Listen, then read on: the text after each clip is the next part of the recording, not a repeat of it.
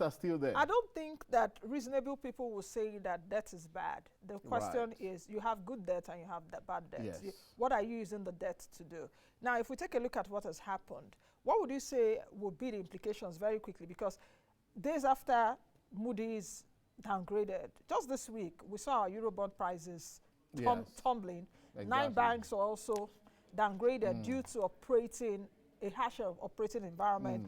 Banks like Zenith, Sterling, First Bank, GT, Access. I think 9 banks have those are mentioned. key Yes, banks, yes. I think, you know. So Tough what are the implication is clearly that it's more expensive for us to borrow. The implication is that even the debt servicing will go up. You know, right now we know what trouble we are with debt servicing. But I believe that if we, you know, if we're paying 80% of our revenue for debt servicing, it probably will ramp up to 85, 88%. But that's if we stay in one place. Again, go back to that FRS thing that I mentioned.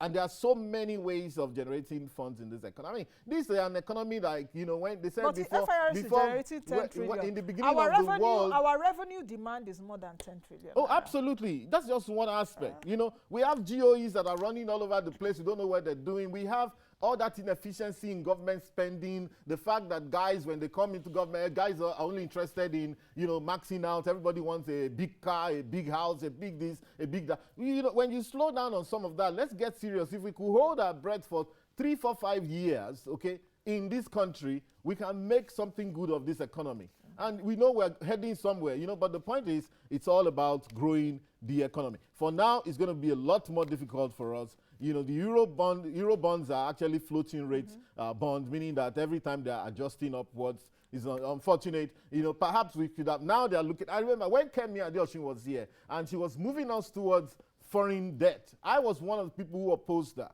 And she knew that. And one day she targeted me on a Channels TV interview. I said, you guys keep on saying we shouldn't borrow. And you wanted to go and take us wholesale into that borrowing. But the point is, what were we doing with that money? And did you have a clear roadmap to say, listen, this is where we're going? But when you go for foreign debt and you go for floating rate debt, not fixed rate, not the ones coming from IMF, World Bank that are a bit cheaper, or even Chinese. The Chinese loans were not too bad because that one you'd actually see the infrastructure on ground.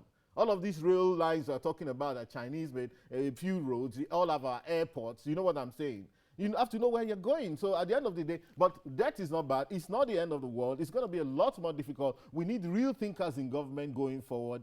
Okay, that's what we need now, and we need to grow the economy. You know, there's nothing wrong. We should target double-digit growth of the economy, and we'll probably be able to. We would actually, those same Moody's and co, they will come back and upgrade us. That's how